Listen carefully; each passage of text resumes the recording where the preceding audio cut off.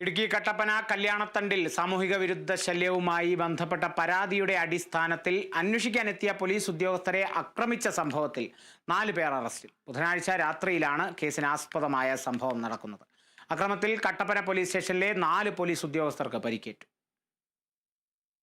വാഴവര സ്വദേശികളായ Parakkal നന്ദുമോൻ Sunny, വിരിപ്പൽ Vishnu VS, Nirmala city സ്വദേശിയായ പുതുശ്ശേരിക്കുടിയിൽ അഭിജിത്ത് സുരേന്ദ്രൻ, മുളകരമേട് സ്വദേശി പൂവത്തുമൂട്ടിൽ ശ്രീജിത്ത് P ശശി എന്നിവരെയാണ് കട്ടപ്പന പോലീസ് അറസ്റ്റ് ചെയ്തത്.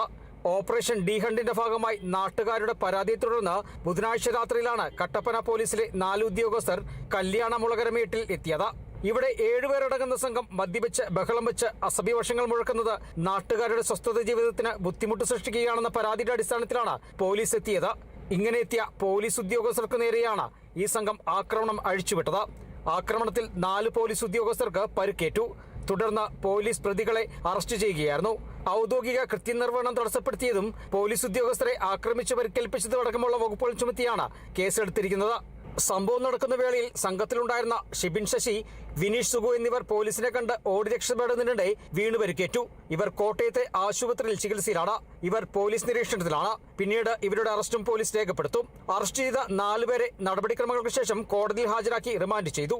പോലീസ് ഉദ്യോഗസ്ഥരായ ജിലുബ് ജോസ്, അൽബാഷ് P രാജു, ബിബിൻ മാത്യു, രാഹുൽ മോഹൻദാസ് എന്നിവർക്കാണ് പരിക്കേറ്റത്.